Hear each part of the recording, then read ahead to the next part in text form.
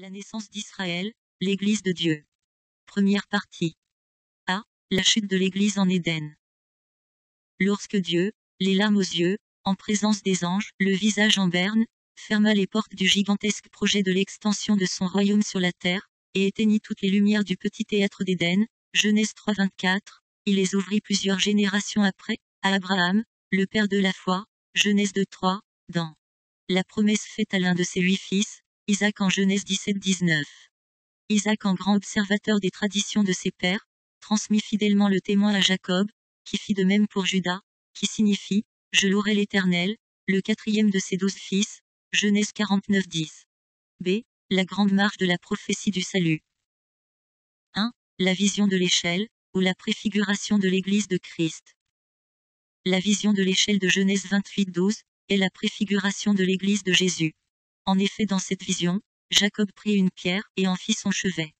Dieu se tenait au bout de l'échelle sur laquelle des anges défilaient. Cette vision que Jacob eut montrait la caractéristique de l'Église qui allait naître, qui selon la vision serait une maison, où Dieu, les anges et les hommes seraient en parfaite harmonie. Ce que Jésus confirme dans 2 passages des Évangiles. 1. Dans le premier passage, Jean 1:5, il dit dans une conversation avec Nathanaël, en réponse à sa foi, qu'il verrait désormais le ciel ouvert et les anges monter et descendre autour du Fils de l'homme. Jean 1:51, et il lui dit, en vérité, vous verrez désormais le ciel ouvert et les anges de Dieu monter et descendre sur le Fils de l'homme. 2. Dans le deuxième passage, Matthieu 16:18.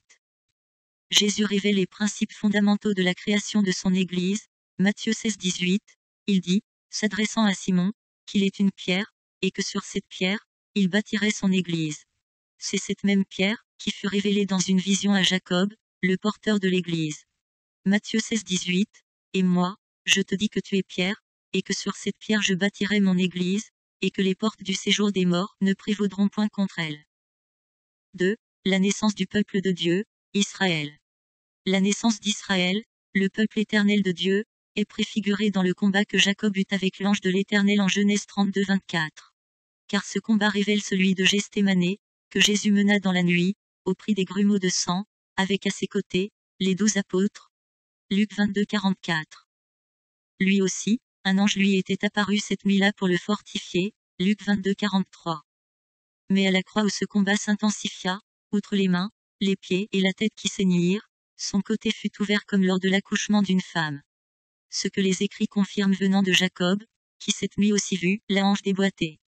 Genèse 32:25. 1. La vision du voile déchiré. Ainsi, la hanche de Jacob, le côté de Jésus percé par une lance, et le voile du temple, expriment la même idée d'une femme à qui on a ôté la virginité. Cela Marie, la femme de Joseph l'a vécu aussi lors de la mise au monde de Jésus. Et c'est ce que Jésus cria à la croix, enfermé dans les douleurs de l'enfantement en disant, tout est accompli, Jean 19:30. Marc 15:38, le voile du temple se déchira en deux, depuis le haut jusqu'en bas. 2. La préfiguration de la nouvelle naissance. A. La préfiguration de la nouvelle naissance expliquée par Jésus en Jean 3, est clairement visible dans le changement de nom, que subirent Abraham, Sarah et Jacob. B. Baptême. 1. Abraham. Genèse 17:5, on ne t'appellera plus Abraham, mais ton nom sera Abraham, car je te rends père d'une multitude de nations. 2. Sarah. Genèse 17:15, Dieu dit à Abraham, tu ne donneras plus à Saraï, ta femme, le nom de Saraï, mais son nom sera Sarah. 3. Jacob. Genèse 32:28, il dit encore, ton nom ne sera plus Jacob, mais tu seras appelé Israël, car tu as lutté avec Dieu et avec des hommes, et tu as été vainqueur. Gloire à Jésus. Amen. Azoa Begré, Amos d'Arbogia. La naissance